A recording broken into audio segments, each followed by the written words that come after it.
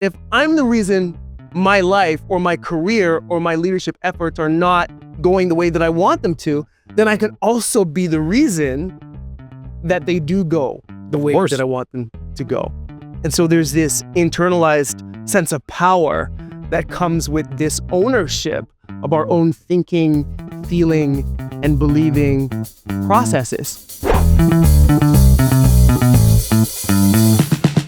What's going on, everybody? It's George here from NVISION. Today I have a really special guest, Jamelle Lindo, who's an emotional intelligence executive coach, mouthful, and an international speaker on a mission to empower leaders emotionally in the disruptive age of AI and beyond.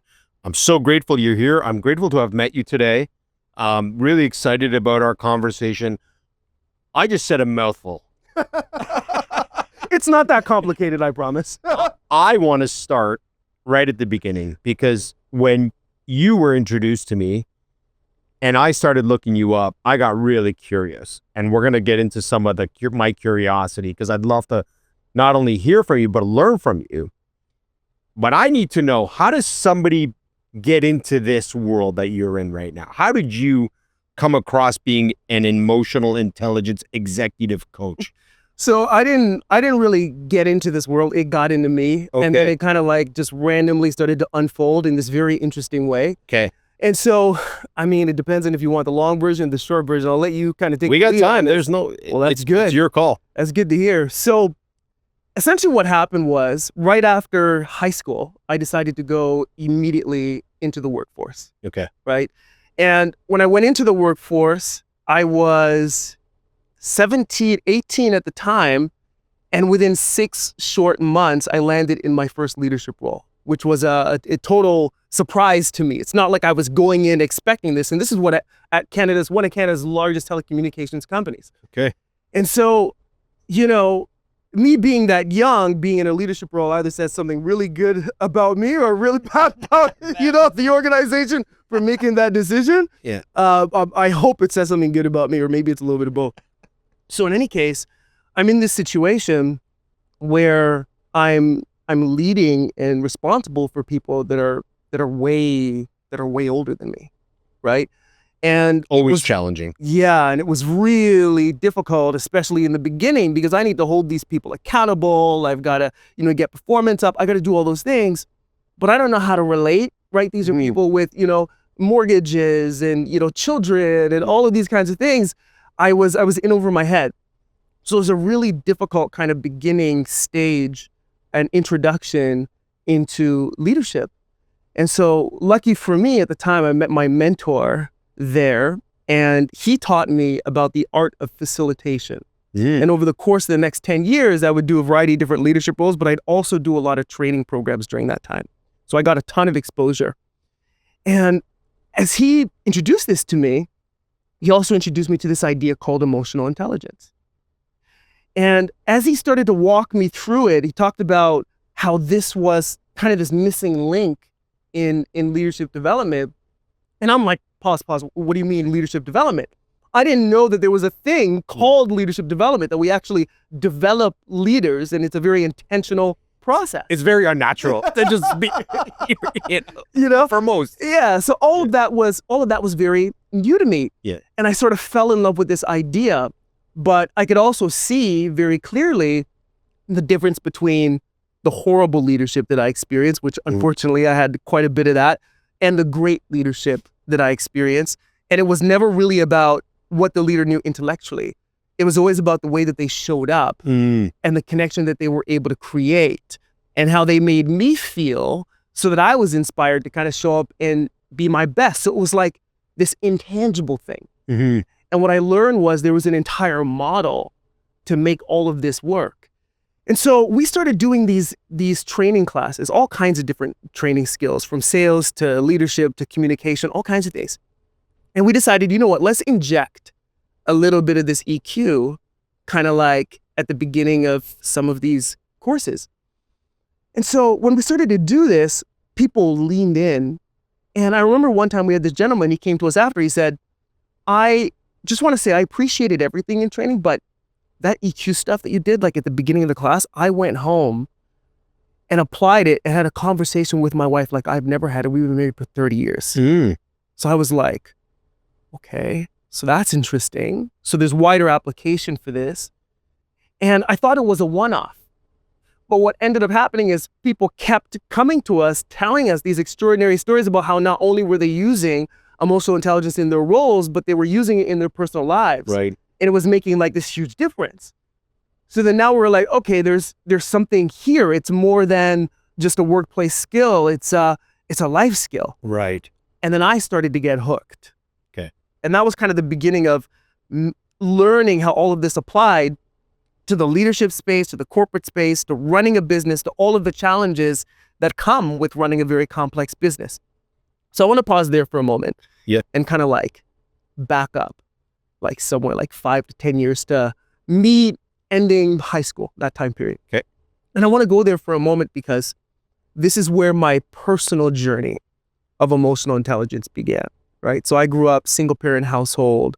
Okay. Parents were divorced when I was 2. So it's just mom in the home. I have 2 older brothers. And so my mom had to work extremely hard to make ends meet, to put food on the table, all of that, back-to-back shifts, that sort of thing. So coming up in an environment like that, we had a tremendous amount of love, but there was also a tremendous amount of freedom.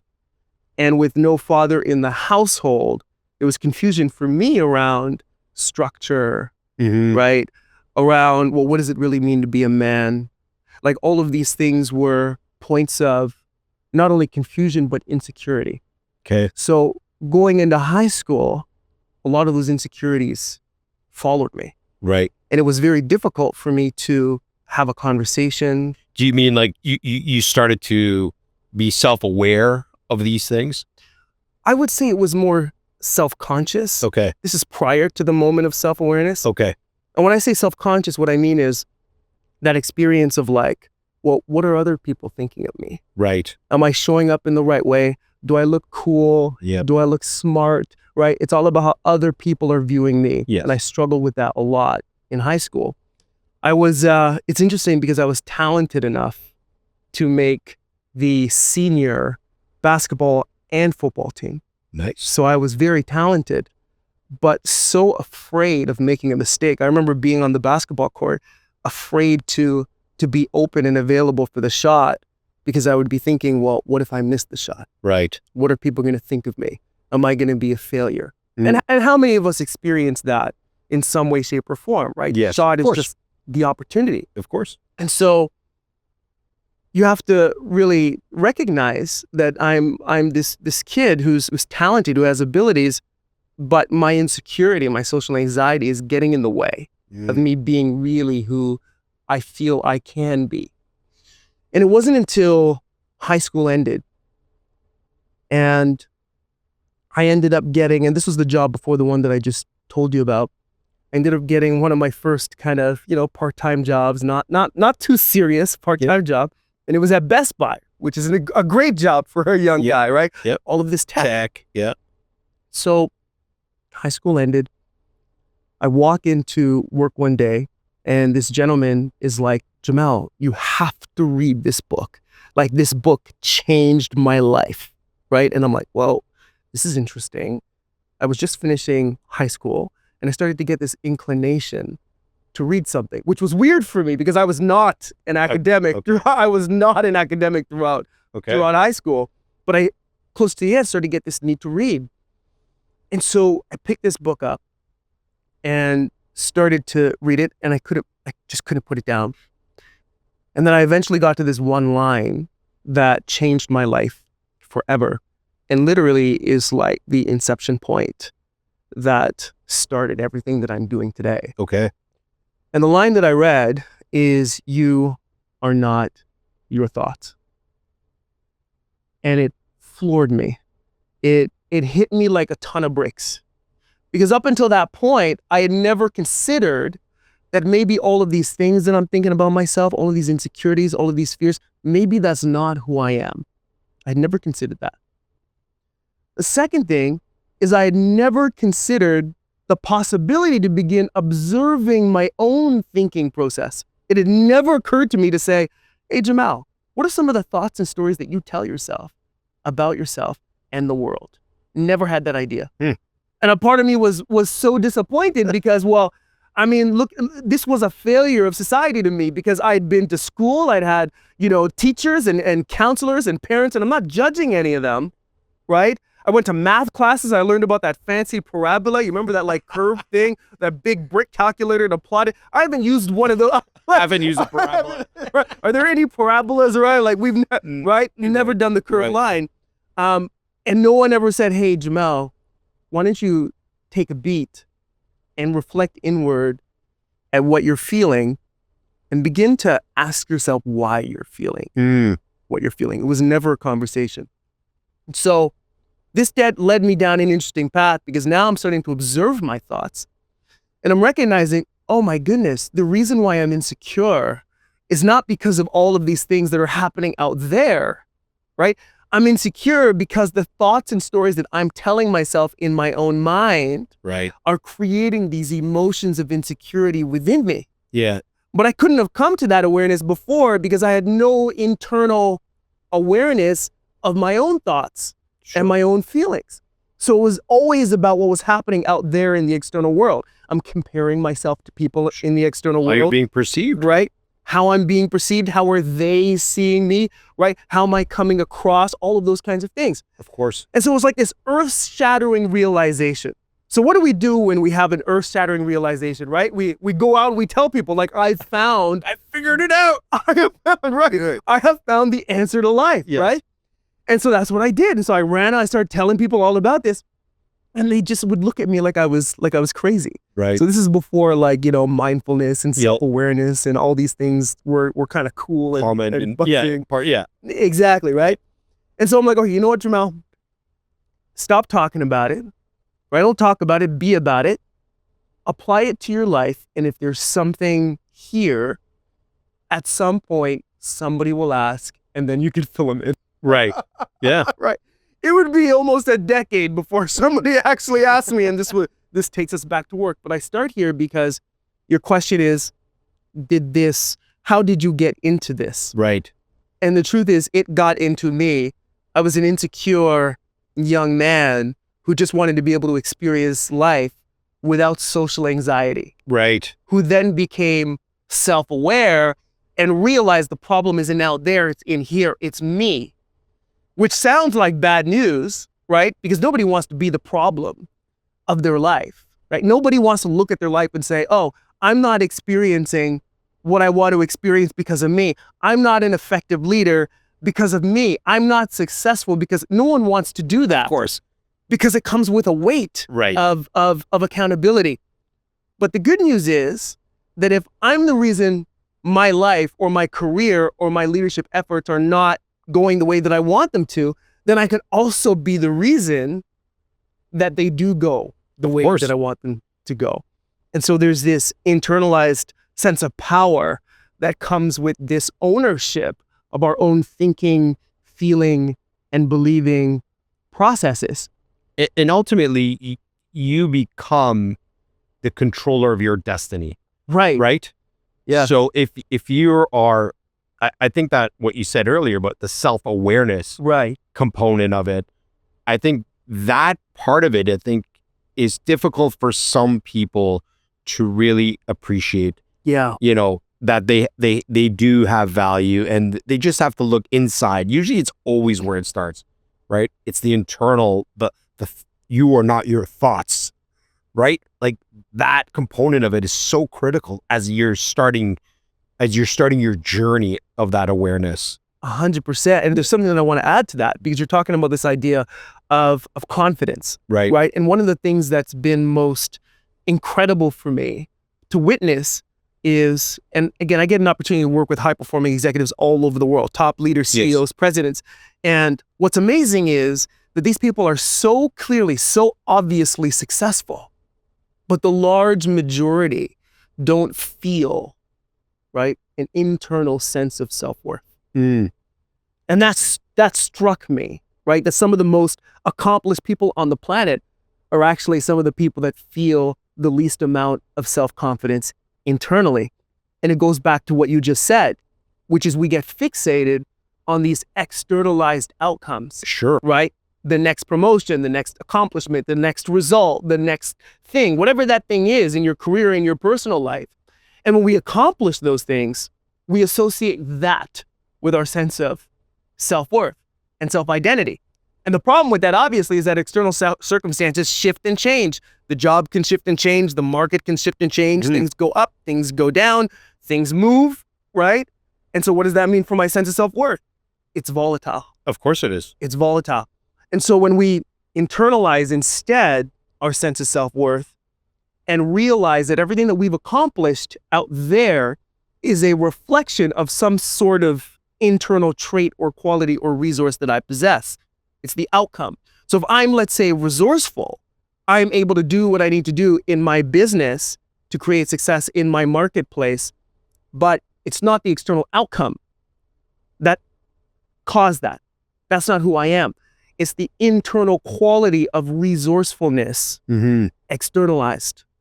So when we reconnect with the internal qualities that are creating external outcomes, we become so much more empowered, because now our sense of self-worth isn't based on this changing world, which is changing more and more. Of course. So I want to circle back because I've got a lot of passion and I've got a lot to say, but that was an important piece to mention. And I love that you broke it down. And there were so many points throughout your journey that I feel are extremely relevant to almost any high-performing executive or anybody who eventually wants to become a high-performing executive. And you mentioned earlier failure, the fear of failure. Yeah.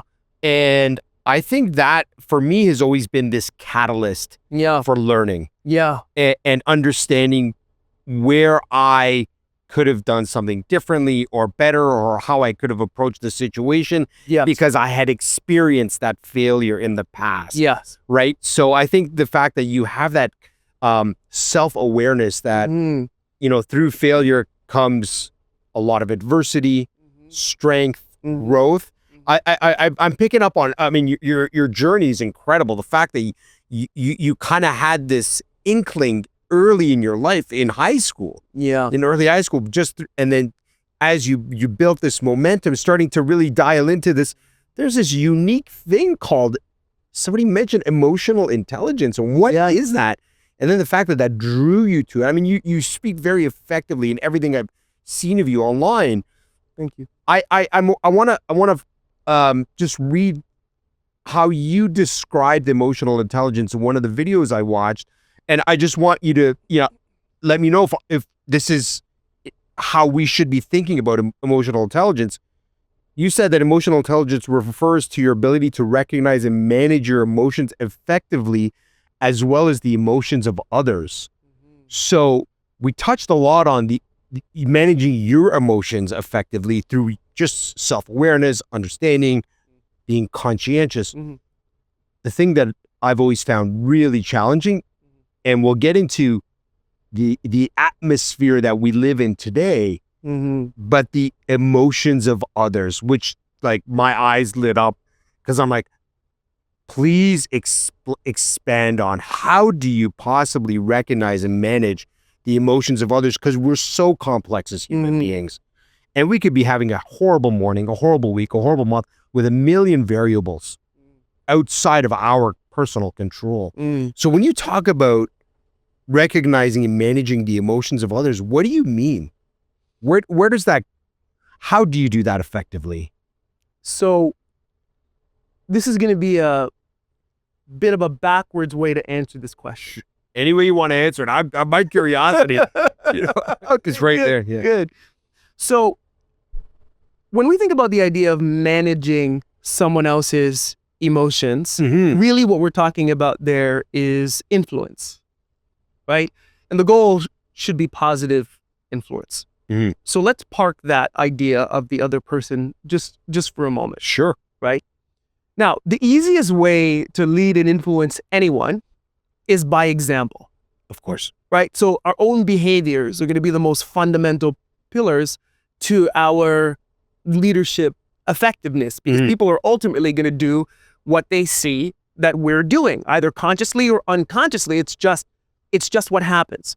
And so the best way to, let's say, regulate someone else's emotions or to help somebody else process stress is to be first yourself in a state of emotional regulation. To be in a state where you're not stressed out and running around and reactive and impulsive. Because if you're in that state, right, that's the example that you're setting. So I get this question all the time, right? Because we as a society are very externalized in our attention. A lot of what I'm saying, when people hear this, they're going to think about someone else who needs it. But it's very rare that you get the person that says, how can I use this? What does this mean for me? How do I really begin to tap into my own self-awareness, right? And so it always starts with, how am I showing up as a leader, not just in leadership, but in life, and recognizing that that is going to be the example. The other component is, I need first to have emotional context in order to understand someone else's emotions, right? And the best way to do that is to start doing an audit of what I'm thinking and feeling throughout the day. Interesting. What are my patterns of being emotionally triggered? What are the things that tend to trigger me? Who are the people that we've all got that person, right, in our world where you walk into the office and you've already started to tell yourself the story about what they're going to say and what they're going to do, right? And how, it's so upsetting and frustrating, right? And then what happens? Well, inevitably, they always do or say the thing that you're expecting, and it creates all of these emotions in us. Frustration, anger, or resentment, or whatever the case may be. How often is that happening throughout the day? What are the patterns of different kinds of triggers, right? Another way of looking at this is the world really that frustrating, or are you just frustrated? Right. So I'm flipping this around to say, let's not look at what's happening out there. Let's look at what's happening in here to see how you're responding to what's happening out there. And there will always be patterns, right, of feeling, patterns of emotion, patterns of behavior that are giving you insight into who you really are. So my recommendation as a starting point is just to do a log, right? Like literally a reflection log of what were the triggers that happened today. And I want to pause you there, because just based out of curiosity, what are you entering into this log? Like, I'm upset, I'm happy, I'm angry. Like, what is it that people should be logging? What was the trigger? Okay. The event that triggered me. All right. Positive or negative. Right. Right. What were the specific emotions that I felt? Okay. Right. And that's going to be difficult for most of us. For most of us, it's angry, sad, happy. Right? Like, that's the range of Neutral isn't a common one? Yeah, even neutral. And we think that we're neutral, but we're not neutral. Okay. We are never neutral. Right. There's always some sort of emotional experience. We're leaning one way or the other. That's right. Yeah. And what were the thoughts and stories that I was telling myself that caused me to feel what I felt? Interesting. And if you do that exercise, I challenge people to this all the time. I do it so much that I put a free workbook on my website for people to do this, because it's the number one question I get. Where do we begin? If you track your triggers like this, and you do 2 to 3 every day for 30 days, your life will be transformed. Interesting. And I'm sure you've seen it over and over again. Over and over again. Yeah. Over and over again. And no different than a nutrition log. Yeah. Right? Where you're tracking, if you're looking to get better in your health or your exercise regimen or whatever it is you're trying to track. Writing it down is that tactile feeling of writing it down starts to really stick. Yes. Right? Yes, exactly. When you write it down, you get it outside of you, which creates more clarity and more awareness. And it helps to facilitate kind of like this inward attention. So my recommendation is always to start with a self-reflection practice. And if you review that log, starts to create awareness, you start to realize, oh my goodness, I get triggered by Sally every single day in the exact same way. Or I get upset and angry at traffic every single day in the exact same way. And when you start to notice these patterns and these trends, you naturally begin to make adjustments. That's interesting, because that leads me to what I was going to ask you next, which is about emotional blind spots. Yes. So this is a great, from just hearing you speak about it, and it's very logical. The question that I was going to ask is, what are some of the common emotional blind spots that you see in leaders, and what are they doing to avoid dealing with those blind spots? But I think this mechanism that you've just outlined is a way to start seeing what those blind spots are. Yes, it is. It's kind of an entry in there. So you ask a good question, right? Which is what are the blind spots that leaders experience in this context? Yes. And the blind spot is emotions, all of them. All of them. So it's the biggest blind spot, not only within ourselves, but also, right, consequently, within the organizations, right? Because what happens is we get told these stories, right, about emotion. Like when you think about emotion at work, what are the stories that you've been told? Like what are the things that you've heard or that people have said about it? Bringing emotions to work, all of that kind of stuff. I'm a very emotional person by default. Yeah. So I wear my heart on my sleeve. Okay. Everybody here knows it. My staff know it. My employees know it. Yeah. But the thing that we've always been told is don't bring your emotions to work. Right. Which is, as a human being surrounded by other human beings, I find it personally next to impossible. Exactly. Yes. Exactly. But most leaders and organizations don't think that way. Right. We believe that there's a way to not bring our emotions to work. Yeah, it's very cutthroat. It's like, no, there's a certain decorum and a behavior we have to abide by because this is corporate. Exactly. Right. Right. And so what that does is it doesn't get rid of the emotions. It doesn't mean that the emotions cease to be in the workplace. It just means that we have an avoidant relationship toward emotions in general, right, but especially at work. So this becomes problematic because the issues that we face at work, high burnout, which is on the rise, right? Toxic team dynamics, right? Lowered performance, lowered employee engagement and morale. All of these things at their base root are emotionally based problems. Yeah. And so as people become more and more conscientious and aware, you mentioned, the burnout. Yeah. I've heard this term relatively recently, I would say, with it, let's call it from 2019, when COVID first peaked its head. The terminology of burnout started to really be much more common in the workplace. And I wonder if you've seen that and if there's any correlation to people working remotely and not having human connection. And we kind of briefly touched on that before the cameras started rolling in my office downstairs, because for me, as somebody who really loves in-person, human-to-human connection, and I think it's tremendously valuable for our mental state, for our emotional state. What are you seeing out there when it comes to burnout? Like how are people describing burnout? Is it the lack of emotional connection? Or how do you see it? So I have a very kind of different perspective on burnout. Okay. And it comes from over 10,000 hours of having the same kind of conversation with the same kinds of people. Yeah. Right.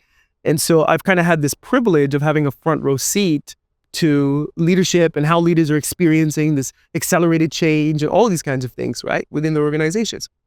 And so from my perspective, burnout comes from a lack of emotional self-awareness, which then puts our emotions into the blind spot of our experience. Okay. And so we're not looking at them. And so eventually we get overwhelmed by them. And when we get overwhelmed by them, it impedes our ability to do anything. We kind of hit a wall. And so what leaders will say is, I feel exhausted. I've lost my mojo. I love the work that I do, but I'm finding it difficult to continue to do it at the level that I've always done it. Right. And the big thing there is this heightened sense of exhaustion. I just don't have the energy to be able to move forward. And so when I get into a session with a leader like that, and I start to ask them specifically what they're feeling, oftentimes it's the first time that they've ever deeply reflected on the emotions behind their experience. They've been ignoring the emotions that entire time. So we start to peel the onion back, and what do we discover? Well, we discover some moments of resentment. Well, why is there resentment? Okay, so then we explore that a little bit more deeply. Well, there's resentment because this leader has been taking on things that have put them way past their capacity in order to perform and not let other people down. And so there's this building sense of resentment because it feels like other people are making me work beyond my own capacity. Right. And then I'm working past, the 9 to 5. So the resentment builds because here I am right on the living room couch finishing this project when really I want to be spending time with my family. Of course. Which is another emotional experience. Mm-hmm. Maybe there's some frustration there. Maybe there's some anger there. And so all of these emotions are telling us something. They're useful pieces of information that we've got to utilize. Right. Right? And so we wouldn't go and drive our car and then, ignore the gas gauge, right? Because it's inconvenient. No, we would use that information so that we know when to pause, when to stop. So our emotions are the same. They're data, they're information. They tell us clues, what we need, right? Which goes back to your question around connection. Everyone needs connection. Everyone needs people. Some need people more than others. Sure. Right? And so when we're not feeling connected, when we lose that sense of community, that's also going to be reflected in the emotional information that we're experiencing, right? Our emotions tell us what we value, they tell us what we're focused on, and they tell us what stories we're telling ourselves. And so let's continue the story with this leader. When we start to uncover all of this emotional information, then we also start to uncover what they've been ignoring that they need to do, right? We uncover that they actually need to learn how to set a boundary and how to say no. They actually need to learn how to delegate. They need to learn how to ask for help. Right. So would you say, part of it is not necessarily the workload per se, but the emotional mismanagement? All of it, in my view, is the emotional mismanagement. Because now when I learn to say, hey, John, I really want to get that done for you, but my capacity is already pretty significant. So we're either going to need to modify some due dates, or you're going to have to look for an additional resource here to help out with that. That is assertiveness, right? Which is another EQ skill. Comes off of the back of emotional self-awareness, which is the recognition that I'm feeling overwhelmed. This is too much. I'm being asked to do something. I want to say no, right? But I've been saying yes.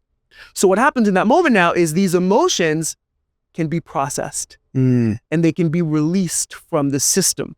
We don't have to hold on to them anymore. They've served their purpose. Right. And when we're no longer holding on to all of these emotions, right? We're no longer burdened emotionally. Well, now we're able to show up and perform in the way that we need to perform without emotions interfering. In fact, our emotions actually help and enable our success. And this is what I call emotional empowerment. It's using emotions to help us achieve success instead of feeling victimized by our emotions as well as the emotions of others. I love that, man. And I think the one thing that we have a tendency to do just as human beings or as executive leaders, where there's a million moving pieces in our lives, is we have this tendency to mislabel things like drive or commitment. It's like go. Those could be early clues or burnout signals. Exactly. Right? Exactly. And so I think going back to your exercise of just writing things down and then reviewing them could be a real great eye-opener for the prevention of this burnout state and the real understanding of how to, I guess, flip it on its head. That's right. And use it to your power, your advantage. Yes. And so it sounds like an oversimplification, right? Because it sounds like what I'm saying is all you have to do is write down your emotions, right? And that will solve this problem of burnout. And so it's easy to be dismissive of it as a concept, as an idea. And so this is the other challenge. We're a society that loves ideas, right? That loves new perspectives. And sometimes we look at leadership development and personal development as entertainment as opposed to education for the purposes of application, right? So there's a very big difference between you thinking about this concept of writing down your emotions for 30 days, there's a big difference between you thinking about that idea and actually doing it. Right. And so that's why I say, if you do it, your life will be transformed. But how many of us are ready to actually take action to move the needle in our emotional intelligence? This is the incredible part of it, where you have to do. You know, if you want change, you ultimately have to do. And when I sit with experts like yourself and many others that I've interviewed, I always take these tidbits away, these things that are like, that seems pretty easy to do. That's not, all he's saying is document your emotions. And we may struggle day 1, day 2, day 3, but as you start building these habits and you start reflecting on the things that are happening, Yes. I truly do believe it'll be, I'm going to use your technique. I think it'll be very transformative, because if you truly do want to appreciate and have that self-awareness of where you can, again, flip things and use it as leverage, as opposed to like this massive burden on yourself, you have to be aware of it. One of my mentors said to me early on is, without visibility, you can't fix something you can't see. Exactly. Right? Yeah. So the same principle here. You got to see it. You got to be aware of it in order to help fix it. Exactly. Right? Which, again, I mean, it's like, I'm so giddy right now because I want to go down and get my notebook and start writing stuff down. Yeah, exactly. Yeah. And I'm glad that you feel that way. Yeah. Right. And I want to acknowledge the reality of the viewer, right? Because it can be difficult to prioritize something like this. Yeah. And I want to tell people, you don't have to wait for the calamity, right? Like, you can begin the reflection process really at any time. Yeah. So speaking of not necessarily calamities, but you see leaders all the time. You coach executives, high-performing executives all the time. And when you see leaders who are overwhelmed, what do you find is typically the real issue most of the time? Lack of emotional self-awareness. Every time. Every time. From my perspective. Now, grain of salt, I'm only coaching on emotional intelligence. Of course. But what's happening is the leader is in a state of performance, in a state of accomplishing things, in a state of knocking things off of the task list. And so their attention and their awareness is extremely externalized. They're focused on the outcome. The next thing. They have a vision. It's the next thing. It's the next thing. It's the next thing. So what ends up happening is, in that experience, right, their internal experience is, they're completely unaware of it. So they're not recognizing how their activity is affecting them emotionally. They're not aware of the fact that there's stress and overwhelm and angst and this kind of buildup of frustration and all of these emotions that are banging at the door to say, hey, we've got some important things to tell you because you've got to make some adjustments, right? And then we're ignoring all of that until eventually these emotions come bursting through the door, and it will happen in a way that you can't ignore. So an illness or burnout, where you kind of hit a wall, you can't perform anymore. And so, again, it kind of comes back to, let me learn how to pause, right? This need for achievement, and we might want to talk about where that actually comes from in a moment. But let me pause this need for achievement for a moment, right? To self-reflect. Now, why is that so difficult? The pace is incredibly different. So if you're a CEO, right, high-performing executive, everything is happening very, very quickly. Right? Of course. It's like driving on the highway. So if you're driving on the highway at 150 kilometers per hour, and then I say, oh, did you see that building right beside you? Or what about the person on your left? Did you notice what they were wearing? You'd say no, because everything is just lines. It's the next thing. Right? Yeah. And that's very different from if you're driving through a neighborhood and you're going like 10 miles per hour, you can see everything. You become aware of everything. Right. You could see that person, what they're wearing. Okay, that person over there. Okay, they're playing basketball on the driveway. Oh, I didn't know that there was, a store here to pick up whatever. Right? You become much more aware of your environment. So it's a different pace, and that's difficult for people that are used to operating at a very fast pace. So one of the things that we do is we help leaders to slow their pace down. Interesting. Until eventually they're here in the present moment. when they're here in the present moment, now they become available to emotional intelligence. You're not going to manage an emotion that's in the future. Right. Right? How do you manage an emotion that's in the future? Emotions don't happen in the future. In fact, nothing happens in the future. Everything happens in the present moment. Right. Right? When something is in the future and it eventually happens, it happens here and now. So if we're not here and now, we're missing reality. And we're definitely missing the emotional reality. We're missing the feeling reality. We're missing what's happening in our bodies, because these things don't happen in the future, they happen in the present. So if I'm an executive and I'm in a one-to-one meeting, right? And I have direct report who's sitting across from me, and I'm asking them to give me an update on a project that I need to have completed because, again, future-oriented, right? Got to get it done. Now, if that person is struggling with something emotionally, let's say that they have a spouse that is experiencing an illness or something like that, right? That's going to show up in their body language. It's going to show up in the way that they're communicating. It's going to show up in their mood. Now, as an emotionally attuned leader, what we want to be able to do is we want to be able to recognize that and say, you know, George, there's something seems different with you. Something seems a little bit off. Your mood seems a little bit down. Is there something that's happening that maybe you want I should be aware of? Right? See how we're like slowing the pace, right? What I love about it is it's a bit of selflessness. Yes. You know, you're actually like going back to what we were talking about earlier about other people's emotions. Yeah. Dialing yourself in to appreciate that it's not necessarily just about you, but it's about the person across from you as well, right? Yeah. Yeah. Yeah. And you create that. You create that moment of connection. And it doesn't mean you're not going to accomplish the thing. You're still going to accomplish the thing, right? But you're going to connect first, which will help you to accomplish the thing. Yeah, I love that part of it as well. And I think it's very important for people to appreciate that the human being across from you could be going through a variety of ebbs and flows in their personal life, spouse, children, pets, whatever. Yeah. And sometimes just the little things by just observationally seeing their body language or their facial expression that morning or afternoon.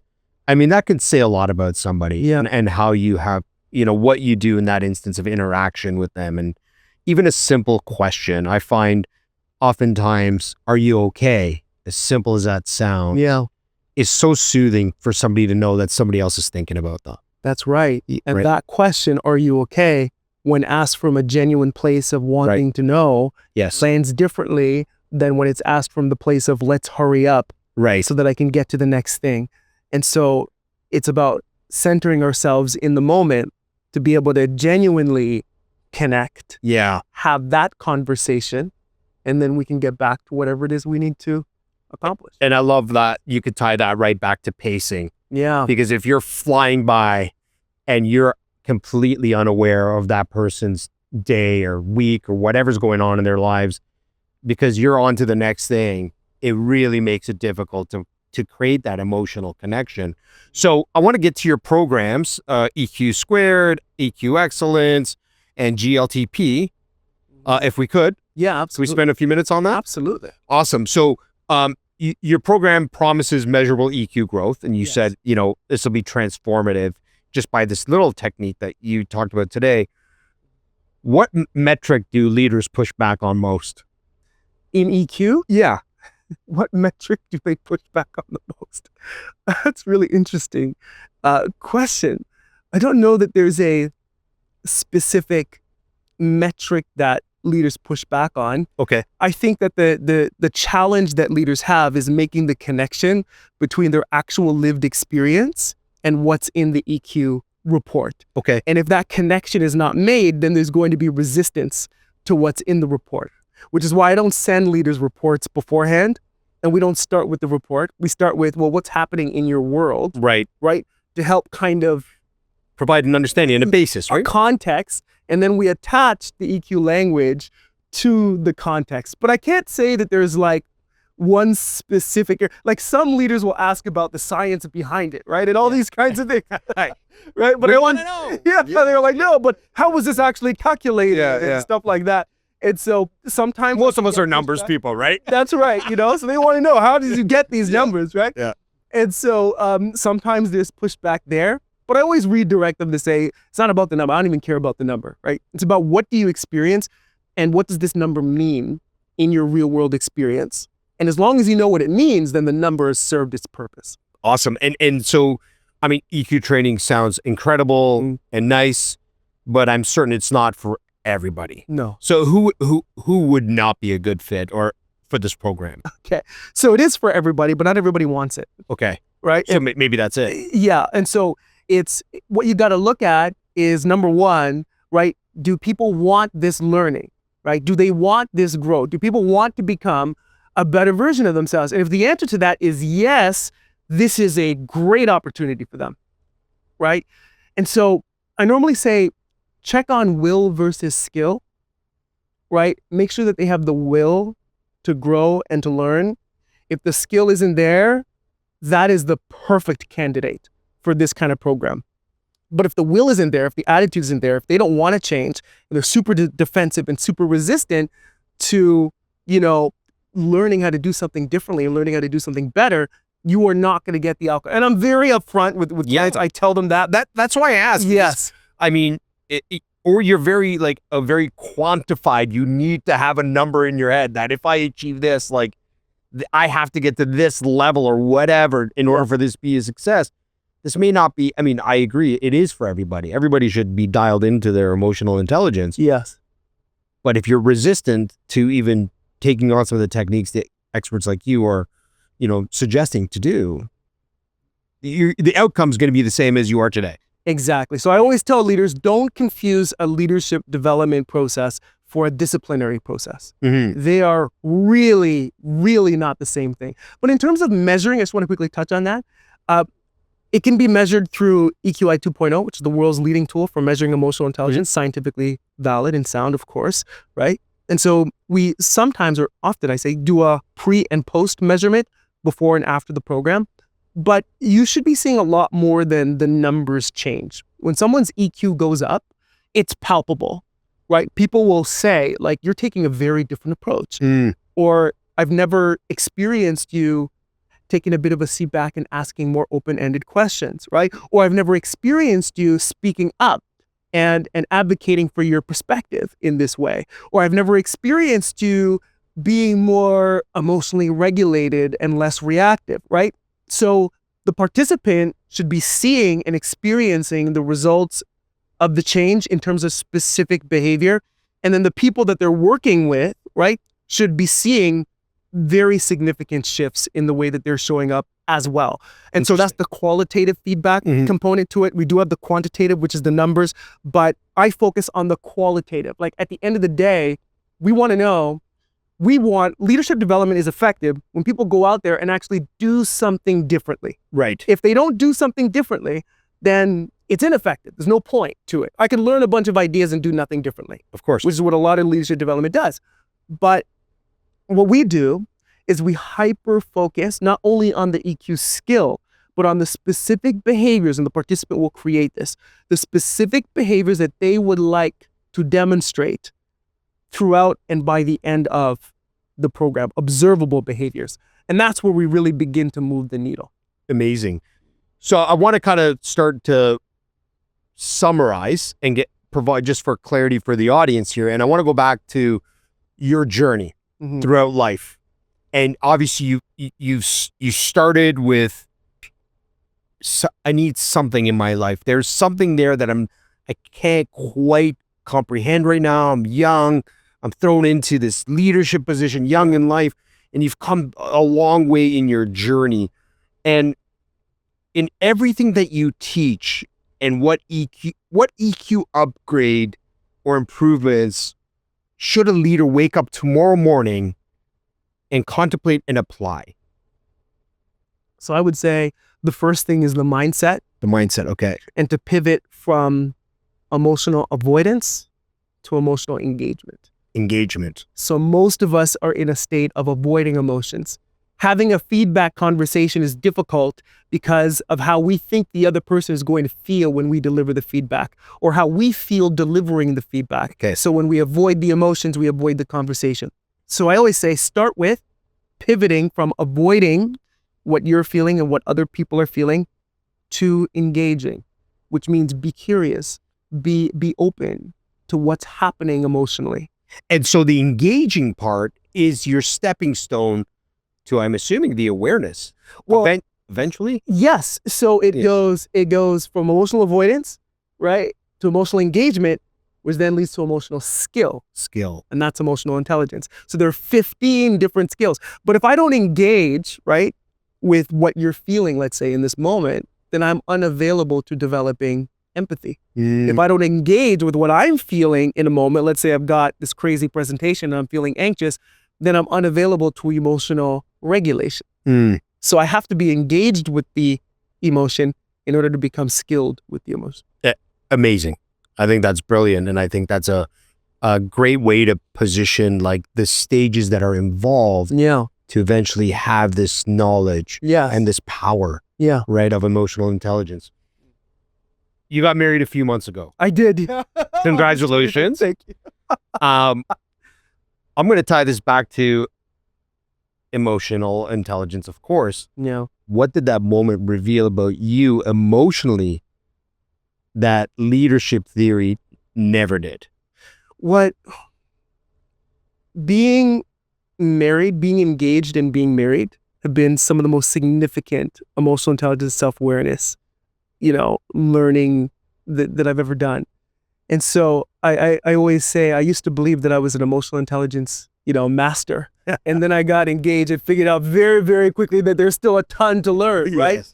And so what we don't talk about enough in society is that once that honeymoon phase ends, the next thing that will happen is the deepest and darkest that's unresolved within ourselves will be revealed. And relationship is an opportunity for us to integrate and heal those broken parts of ourselves. And so what I discovered in my marriage, and my marriage is absolutely amazing. Like, I am married to the most remarkable human. Like, she's like really amazing. I know that, okay, yes, you're just saying that and you want the brownie points and like, you're newly married. Like, she's going to watch this clip. She's going to watch it. But like, I admire who she is. I also want to say really quickly to my wife, if you were watching, I am married to the most incredible human. Good idea.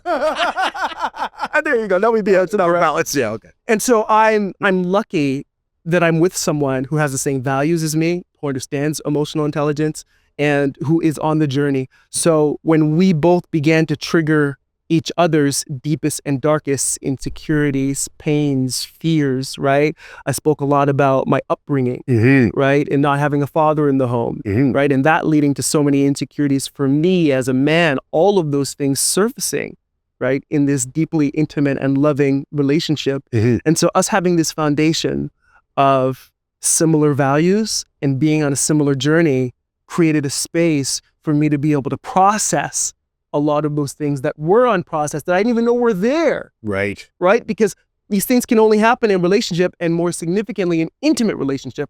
And for her to be able to process also what's happening on her end, of course, right? With me and with us. And so because we've kind of built out that foundation, we've been able to heal, right? Through our union and through our marriage. And so it's been a very beautiful experience for me. It's been humbling, very, very humbling. I get up on stage and I talk about this stuff every single day, but I'm still very much on the journey. Amazing. And it's been a great reminder for me that I am on the journey, and that yes, I spent a significant amount of time thinking about this and doing the work on myself. I still have a significant amount of things to learn. I love that you say that, because you're a distinguished expert in the space and you're still on your journey. Yeah. And for those who are struggling out in the world, it doesn't matter at which point of the journey you're on, whether you're right at the beginning or a distinguished expert like yourself. I think if you have that appetite and that fire Yeah. to want to understand and be better, Yeah. I think the journey should never end. I think that's the beauty of it. We should always want, like, we're so complex. Yes. So this journey is a beautiful journey to be on. Yeah. And I personally, I would hope it lasts forever, as long as I'm willing to learn and Yeah. appreciate the different pieces, right? Yes, it does. It's an infinite game. It's an infinite game. So continuing on, I know that you ride motorcycles, I do. you box, Yes. and you meditate. Yes. And this trifecta, very strange trio, but when it comes to your emotional state, are you chasing or regulating across these three? Well, okay. So the meditation is like the grounding, Okay. right? There's just so much happening in my world, in my business, in my personal life, emotionally, that every day I need to take a moment to allow for my mind and my emotions to settle, which creates a kind of clarity and a kind of presence. And that's something that I do, you know, in the morning. I like to take anywhere between 20 to 40 minutes, but I also practice breathing exercises and things of that nature to make sure that I am present, right? And so that's like the grounding piece for me. And then, you know, boxing is an interesting one. I just love it. And I'm not a fighter in that way. Like, I'm not the guy who's high conflict that wants to, you know, I just recognize the art of it. And to me, it's this beautiful dance. What most people don't recognize is that it's highly intellectual, right? And so people are just going in there throwing fists at each other, right? Boxing is an art. You have to be smart. You have to be Very calculated. You have to be regulated. And so when you're getting a flurry of punches, you've got to breathe through those. You got to breathe through those emotions, right? And so it acts as like this really interesting way to regulate emotion, right? And to become emotionally intelligent. And then riding, I love riding because it just creates there's this feeling of freedom that comes from it, right? And it's also very meditative. I used to do this ride from Toronto up to Niagara Falls every single year, and I would take the back roads, you know, through the country and, you know, farmlands, and you see animals and all kinds of things. And when you're on a vehicle and you don't have this surrounding structure that you have in a car, being mobile is very serene. And you have to be very focused. Right? Any mistake, any moment of not being present can be your life. Right. Right. And so it puts you, to your point, in this state of awareness. Like, you can't think about that bill that's unpaid when you're making that left turn, right? Like, and if you do, you're not going to finish making that left turn, right? So it kind of is a condition that forces awareness and presence. So I love it for that reason among many others. Ali, Tyson, or Jake Paul? Jake Paul. No. Oh man, I would have to say Ali, just because of the character that he was, the influence that he was even outside of the box. Societal impact was amazing. Yeah. Okay. Last question. Promise. We talk about balance a lot as leaders. Yeah. All the time. Finding balance, finding balance, finding balance. Do you believe balance exists? I believe that balance is a dance that we do between these different areas of our lives. And that dance is to jazz music, I believe. And I say that because it's not always going to be predictable. It's not always going to be, but if you just keep playing like the next logical note, then you somehow find the right harmony. You somehow find the right melody, and things are going to be coming at you left field, right? And not like that random note, but just play the next logical note. And so I might be in a space where I'm doing a lot of work, and then I have this keynote, and then I'm traveling, and that's a lot here. And so all of these off notes, and then I do the meditation. And then I go to the gym, and then I do some boxing, and then I go and see a friend. And those are the next notes that make the most sense for the harmony and melody provide to continue. The sense of balance and what balance means to you. Yeah, and I say jazz because it's not going to be linear for everyone, finding this sense of balance. It is not as easy as, now I have perfect work-life balance. Beautiful. That right? Like, that doesn't exist. Right. You're always going to be more on one side versus another side. but I think it's about our ability to recognize, right, when we're feeling off, Mhm. and then to make the adjustment to create a little bit more harmony. And a little bit more jazz. There you go. Amazing. Well, listen, I just want to thank you for being here, for sharing your wealth of knowledge, your story, your background, how you got to where you were today. For the sake of our audience, can you let them know, how can they get a hold of you? So the best way is just come and see me at jamellelindo.com. So that's JAMELLELINDO.com. I have everything on there. There's also a free resource there for you to set you up on your emotional intelligence journey so that you can learn about your own emotional triggers. It's 30 days. I challenge you to it. And when and if you get to the end of that 30 days, shoot me a message. I would love to hear from you. But everything is there. You can also add me up on LinkedIn if you like this kind of stuff. I enjoy sharing messages like this all over my LinkedIn. And we enjoyed having you here. Amazing conversation. I've taken away a lot. I'm going to start applying. I'm going to be one of the people in 30 days to message you. So thanks for tuning in, everybody. Really appreciate it. See you next time.